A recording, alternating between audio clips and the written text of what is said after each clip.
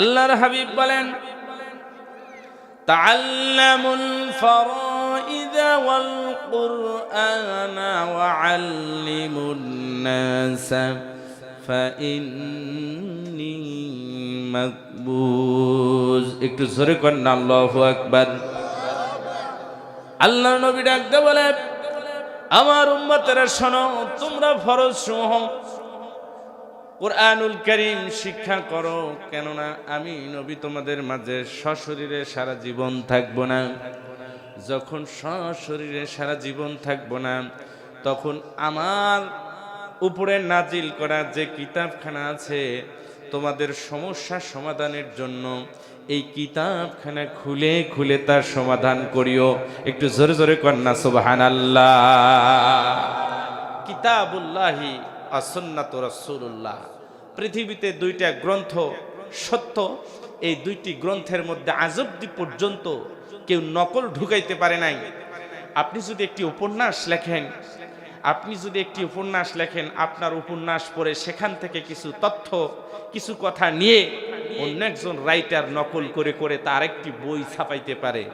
কিন্তু আজ অবধি পর্যন্ত যেই দিন রাসূলুল্লাহ সাল্লাল্লাহু আলাইহি ওয়াসাল্লামের উপরে কোরআন নাজিল হয়েছে, ওই দিন থেকে আজ অবধি পর্যন্ত এই কোরআনের নকল কেউ কপি বের করতে পারে নাই। আল্লাহর হাবিব বলেন, মুফাসসিরিনে কিরামগণ বলেছেন, মুহাদ্দিসিনে কিরামগণ বলেছেন, এই কোরআনের সত্য জীবন্ত ব্যাখ্যা হলো হাদিস। হাদিস বলা হয় রাসূলুল্লাহর কাজ, কর্ম, মন সম্মতিকে, সাহাবীদের মন সম্মতিকে হাদিস বলা হয়। যে আয়াতের ব্যাখ্যার সাথে হাদিস মেলে, ওই হাদিসগুলোর মধ্যে কেউ নকল ঢুকাইতে পারে নাই। আজ অবধি পর্যন্ত অসংখ্য বিধর্মীরা চেষ্টা করেছে কোরআনের অপব্যাখ্যা করার জন্য, কিন্তু অপব্যাখ্যা করতে গিয়ে তারা কোরআনের কাছে মুরিদ হয়ে আল্লাহর ধর্ম ইসলাম গ্রহণ করে মুসলমান হয়ে গেছে। একটু জোরে জোরে কন্যা সুবহানাল্লাহ। আমার ভাইয়েরা, শুধুই কি তাই, রাসূলুল্লাহ সাল্লাল্লাহু আলাইহি ওয়াসাল্লাম আরো বলেছেন, যদি কোনো বান্দা এই কুরআনুল কারীমের কাছে আসে, কুরআনুল কারীমকে শক্ত করে ধরে, এটা পড়ে, এখান থেকে শিক্ষা গ্রহণ করে, তাহলে তার দুইটা লাভ হবে। এক নম্বরে লাভ হবে হলো ইহলৌকিক যত প্রকারের অশান্তি আছে, ইহলৌকিক যত প্রকারের অশান্তির জ্ঞান আছে, ইহলৌকিক যত প্রকারের শয়তানের ওয়াসওয়াসা আছে, ইহলৌকিক যত প্রকারের অরাজনৈতিক আছে, সকল প্রকার অরাজনৈতিক অশান্তি সব কিছুকে হটায় দিয়া এই কোরআন শান্তি ও সমৃদ্ধি সুরপদ, একটি নির্দিষ্ট পদ এই কোরআন দেখিয়ে দিবেন। একটু জোরে জোরে কন্যা সুবহানাল্লাহ। আল্লাহ বলেন, হুদাল লিন্নাসি ওয়া বাইয়িনাতিম মিনাল হুদা ওয়াল ফুরকান। জোরে কোন সুবহানাল্লাহ। হুদাল লিন্নাস, এই কোরআন নাজিল হয়েছে বান্দা এবং বান্দীদের জন্য, প্রথমত তাদেরকে হেদায়েত দিবে। একটু জোরে কোন সুবহানাল্লাহ।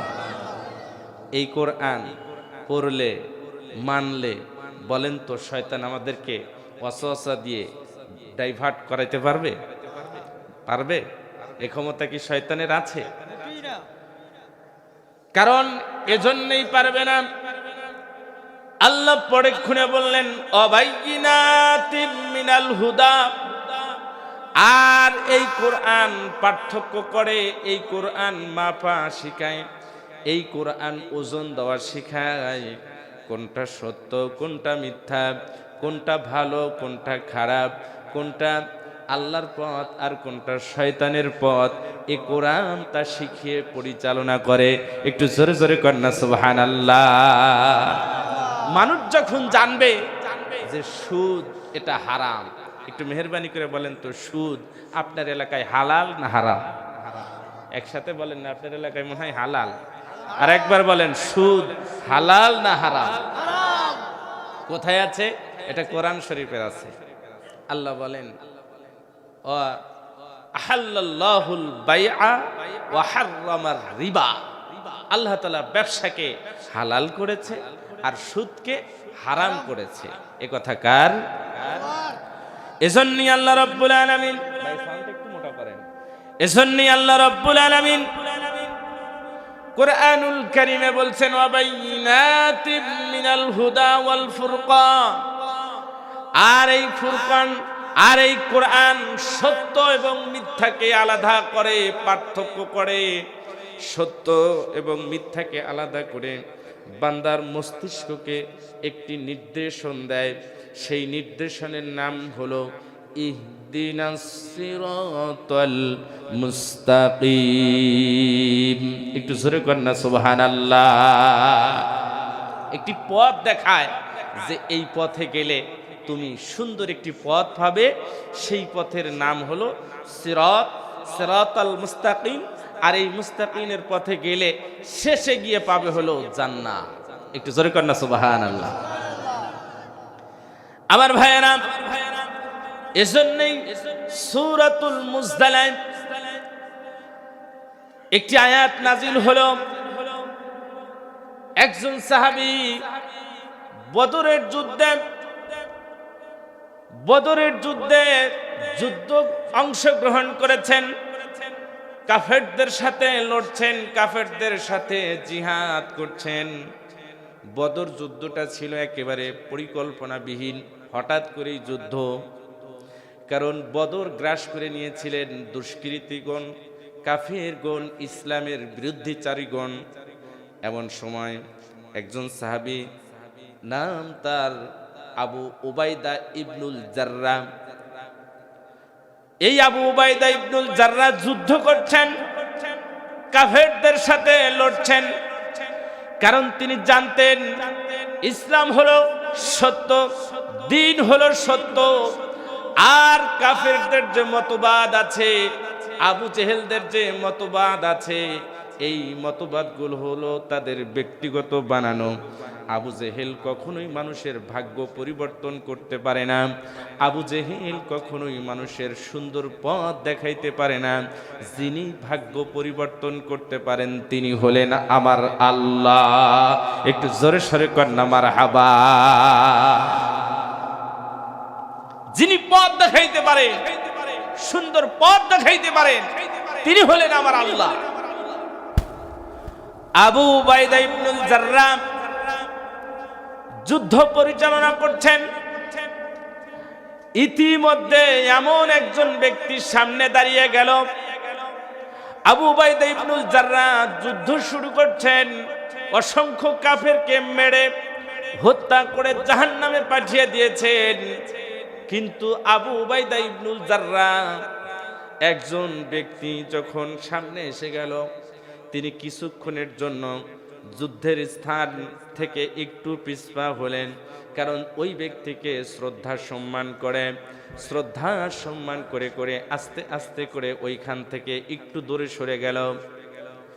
আবু উবাইদা ইবনুল জাররাহ বলেন, আমি যখন প্রথম সিঁড়ি ছেড়ে দিলাম, এই লোকটি আমার দিকে আক্রমণ করলো। আমি চিন্তা করে দেখলাম দ্বিতীয়বার আবার তার সুযোগ দেওয়া হোক। আবু উবাইদা ইবনুল জাররাহ দ্বিতীয়বার এবার সুযোগ দিলেন। সুযোগ দিয়ে তিনি আরেকটু পিছিয়ে হেঁটে গেলেন। এর মানে এই না যে তিনি যুদ্ধে পরাজয় বরণ করে নিয়েছেন, এমনটি নয়। যেই ব্যক্তি সামনে আসছেন ওই ব্যক্তি আবু উবাইদার ইবনুল জাররাহ অত্যন্ত পরিচিত, অত্যন্ত নিকটতম এবং রক্তের ব্যক্তি, যে কারণে তিনি যুদ্ধের ময়দান থেকে একটু পিছু হটলেন। আমার ভাইয়েরা, আবু উবাইদা ইবনুল জাররাহ যখন দেখতে পাইলেন তিনি দ্বিতীয়বার আমাকে আক্রমণ করার জন্য আবার তিনি শুরু করে দিলেন, তরবারি উঠাইছেন, যতবার আঘাত করে আবু উবাইদা ততবার ঠেকিয়ে দেয়, আবার যখন আঘাত করে আবার তিনি ঠেকিয়ে দেন। এভাবে পিছপা হটতে হটতে তৃতীয়বারের মাথায় তিনি চিন্তা করলেন, আমাকে যদি আরেকটু পিছাই তাহলে আমাকে মেরে ফেলবে, অতএব নিজেকে রক্ষা করতে হবে। সেই রক্ষার তাগিদে তিনি থমকে দাঁড়ালেন। আবু উবাইদা ইবনুল জাররাহ এমন একজন ব্যক্তি ছিলেন, তিনি ছিলেন একেবারে খুব উঁচব এমন ব্যক্তি না, আবার বেটে মানুষও না, মধ্যম গতির মানুষ ছিলেন। আবু উবাইদা ছিলেন স্বাভাবিক স্বাস্থ্যের মানুষ। আবু উবাইদা বাতাসের মতো লড়তে পারতেন। আবু উবাইদা ইবনুল জাররাহ এইবার চিন্তা করে দেখলেন, যদি আমি আর একবার পিছিয়ে যাই তাহলে লোকটা আমারে মেরে ফেলবে, অতএব আমি আর ছাড় দিতে পারি না। এবারে আবু উবাইদা ইবনুল জাররাহ তিনি নারায়ে তাকবীর আল্লাহু আকবারের ধ্বনি দিয়ে তরবারি তুলেছেন, এত জোরে তরবারি তুলেছেন, আর চিন্তা করে দিয়ে দেখছেন আমার আপন বলতে আল্লাহ ছাড়া আর জগতে কেউ না। আবু উবাইদা চিন্তা করে দেখলেন, তৃতীয়বারের মতো যদি আমি তারে সম্মান করি, তৃতীয়বারের মতো যদি আমি তারে রেহাই দিই তাহলে আমার মেরে ফেলবে। আবু উবাইদা এবার তিনি নতুন করে আল্লাহ তাআলার স্মরণে, আল্লাহ তাআলার কৃপায়, আল্লাহ তাআলার অনুগ্রহে আবার তিনি জ্বলে উঠলেন, কারণ তেনার অন্তরের ভিতর থেকে ঈমান দীপ্ত হয়েছে, ঈমান জ্বলে উঠেছে। এবারে তিনি তরবারি তুলে এত জোরে একটা সেই লোকটাকে আঘাত করলেন, মুহূর্তের মধ্যেই ঘাড়ের পিছন থেকে আঘাত করার কারণে কল্লাটা অনেক দূরে চলে গেল। একটু জোরে কর না মারহাবা। কিন্তু দুঃখের বিষয়, আপনারা শুনে খুশি হবেন কিনা তা জানি না, সেই লোকটারে ঘাট থেকে কাল্লা আলাদা করে দিলেন, ওই লোকটা ছিল আবু উবাইদার একমাত্র পিতা। একটু জোরে জোরে কন্যা সুবহানাল্লাহ। জিজ্ঞাসা করতে পারেন, সন্তান আব্বারে হত্যা করলো, এইটা কি ইসলাম হলো? মুহূর্তের মধ্যেই বদর সহ ইসলামের মানুষগুলোর সাথে এক পর্যায়ে কাফেররা ঠাট্টা বিদ্রোহ করলো। বদর যখন মুসলমানদের পক্ষে বিজয় আসলো তখন ঠাট্টা বিদ্রোহ করা শুরু করে দিল। কেমন ইসলাম, যে ইসলাম সন্তান বাপকে হত্যা করে, এটা ইসলাম হলো? আপনারা কি বলেন, এটা কি ইসলাম না ইসলাম না? জোরে বলেন। ইসলাম যে তা কোথায় পাবেন আমি বলছি, শোনেন, সূরাতুল মুজদালা শেষ আয়াত 20 নম্বর আয়াত, এই আয়াত থেকে আমি আপনাদের সামনে একটু আলোচনা করছি। এই আলোচনার শানে নজুল আপনাদের সামনে বললাম, এখন তা বিস্তারিত বলার চেষ্টা করছি। আল্লাহ বলেন, রাসূলুল্লাহ সাল্লাল্লাহু আলাইহি ওয়াসাল্লামের কাছে যখন সমস্ত লোকজন আসলো যে আবু উবাইদা আপনার সাহাবী, আবু উবাইদা আপনার সাহাবী, আপনার হাতে হাত দিয়ে বায়াত গ্রহণ করে বলেছে লা ইলাহা, আল্লাহ ছাড়া কোনো মাবুদ নাই। একটু মেহেরবানি করে বলেন তো, আল্লাহ ছাড়া কোনো মাবুদ আছে? জোরে বলেন, আছে? আছে কি আছে? আপনার এলাকায় আছে? আওয়াজ দিয়ে বলেন আছে। সেই আল্লাহ বলছেন, শোনো, লা তাজিদু কওমান ইউমিন বিল্লাহ, লা তাজিদু তুমি পাবে না, কওমাই, কওম মানে গোত্র, কওম মানে গ্রাম, কওম মানে মহল্লা, কওম মানে এলাকা, তুমি পাবে না কওমান ইউমিন বিল্লাহ এমন জাতি গোষ্ঠীর মধ্যে, বিল্লাহ ইউমিন বিল্লাহ যিনি ঈমান এনেছেন একমাত্র আল্লাহ তাআলা। একটু জোরে বলেন, আমরা ঈমান আনছি কার প্রতি? জোরে বলেন, কার প্রতি? হায়াত দেওয়ার মালিক কে? কেড়ে নেওয়ার, জীবন কেড়ে নেওয়ার ক্ষমতা রাখেন কে? জোরে বলেন। আল্লাহ বলছেন লা তাজিদু কওমান ইউমিন বিল্লাহ, যারা আল্লাহর প্রতি ঈমান আনছে, ও রাসূলিহি, রাসূলের প্রতি ঈমান এনেছে, আপনি তাদেরকে দেখতে পাবেন না। হে রাসূল, আপনি তাদেরকে দেখতে পারবেন না, যারা আল্লাহ আর আল্লাহ রসুলের বৃদ্ধচারণকারী তাদের সাথে কখনোই আতাআত করেছে, লিয়াজু করে চলেছে, এমনটা দেখতে পাবেন না। যদিও হয় আবাউহুম, যদিও হয় তাদের আব্বা। একটু চিল্লায় করেন মারহাবা। না হয় নাই, একটু জোরে বলেন মারহাবা। একটু বলেন তো সমাধান দিলেন কে? এটা আছে কোথায়? কোরআনে। বলেন কোথায় আছে? কোরআনে। কোন সূরায়? সূরাতুল মুজদালা আয়াত নাম্বার 20। আয়াত নাম্বার কত? 20 থেকে 21 আয়াত শেষ। আমার ভাইয়েরা, আল্লাহ রাব্বুল আলামিন বলেন, নবী আমার আপনার সাহাবী, প্রিয় সাহাবী আব্বাকে হত্যা করেছে, এই জন্য আপনি মন খারাপ করবেন না, কারণ ওটা আমার পছন্দ না। যে ইসলামের বিপক্ষে থাকে, ইসলামের মানুষদের বিপক্ষে থাকে, ইসলামের সাথে বৃদ্ধচারণ করে, রাতের আধারে গিয়ে বলে মনিব আমি জাহাবানা, আমি তো আপনার প্রতি ঈমান এনেছি, আবার ওইখান থেকে প্রত্যাবর্তন করে এসে বলে আকাফারতু বাদা ঈমানিকুম, আমি কি বেকুবদের মতো ঈমান আনবো নাকি? জাহাবানা, আমি কিন্তু আপনার লোক, নেতা আমি কিন্তু আপনার লোক। এই দুই শ্রেণীর জন্য আল্লাহ বলছেন না না, তা কখনোই হতে পারে না। আমার উবাইদা সত্যি নিষ্ঠাবান একজন ঈমানের বিরুদ্ধচারণকারীদের সাথে মিলিত হতে পারে না। অতএব উবাইদা যা করেছে আমি আল্লাহ তার মধ্যে সন্তুষ্ট হয়ে গেছি। একটু জোরে জোরে কন্যা মারহাবা। লা তাজিদু কওমান ইউমিনুনা বিল্লাহি ওয়া রাসূলিহি, যারা আল্লাহ আল্লাহ রসুলের বিরুদ্ধচারণকারী তাদের সাথে কখনোই মিলিত হবেন না। এই হুকুম কার? জোরে বলেন কার? জোরসে বলেন কার? আরো জোরে বলেন কার? যদিও ওই ব্যক্তি হয়, ভালো করে শোনেন, যদিও ওই ব্যক্তি হয় আবাউহুম, আপনাদের আমাদের আব্বা, আও অথবা আবনাউহুম, তাদের সন্তান, আও ইখওয়ানাহুম, যদিও তাদের ভাই, আও আশিরতাহুম, আশিরতুন মানে হলো গোত্র, যদিও আমার সমাজের গোত্রের লোক হয়, এক মসজিদেই নামাজ পড়ি, কিন্তু ওই ব্যক্তি ইসলামের বিরুদ্ধচারণকারী হয়, আল্লাহর কোরআন বলছে ওর সাথে সমাজ করবা না, আমি আল্লাহর নিষেধ। এই জন্যে যে উলাইকা, আমি তাদেরকে দিয়েছি কাতাবা ফি কুলুবিহিমুল ঈমান, তাদের অন্তরে কাতাবা মানে লিখে দিয়েছেন। লেখা হলো দুই ধরনের। আওয়াজ দিয়ে বলেন লেখা কয় ধরনের? একটু আওয়াজ দিয়ে বলেন কয় ধরনের? লেখা হলো দুই ধরনের। একটা হলো কালি দিয়ে লেখে, ব্ল্যাকবোর্ডে কালি দিয়ে চক দিয়ে লেখে না ভাই?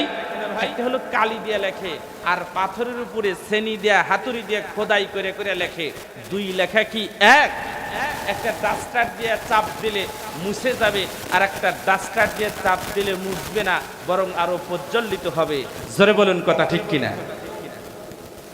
আল্লাহ বলেন রাসূল আমার ওই প্রিয় গোলামের অন্তরের মধ্যে, কলিজার মধ্যে, হৃৎপিণ্ডের মধ্যে আমার পক্ষ থেকে উলাইকা ফি কুলুবিহিমুল ঈমান, আমি তাদের অন্তরের মধ্যে, আমি আল্লাহ তাআলা তার মধ্যে হৃৎপিণ্ডের মধ্যে খোদাই করে করে ঈমান লিখে দিয়েছি।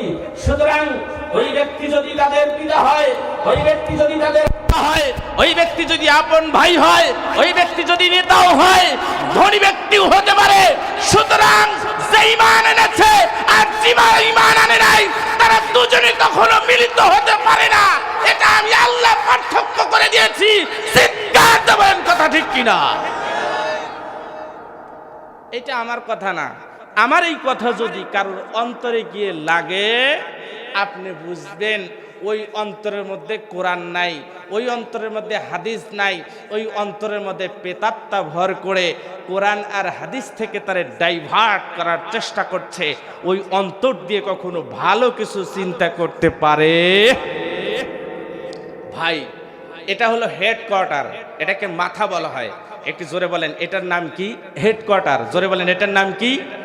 এর আরেকটা নাম আছে, এর আরেকটা নাম হলো সুপ্রিম আদালত, সুপ্রিম বা সুপ্রিম কোর্ট। এই সুপ্রিম কোর্ট দিয়ে কি হয়, এই সুপ্রিম কোর্ট দিয়ে মানুষের বিচার নির্ণয় করা হয়, সত্য এবং মিথ্যাকে পার্থক্য করা হয় এই মগজ দিয়ে। এবার একটু মেহেরবানি করে বলেন তো, এই মগজের মধ্যে যদি ঘি থাকে, ভালো করে বোঝার চেষ্টা করেন, এই মগজে যদি ঘি থাকে তাহলে দিন শেষে ঘির সুঘ্রাণ নাকে আসতে পারে কিনা বলুন। যদি এই হেডকোয়ার্টারে ঘির পরিবর্তে গোবর থাকে, তার গন্ধটা দিন শেষে মগজ থেকে আসতে পারে কিনা বলুন। আমার কথায় কি আপনারা রাগ করছেন? একটু মেহেরবানি করে বলেন, রাগ করতেছেন?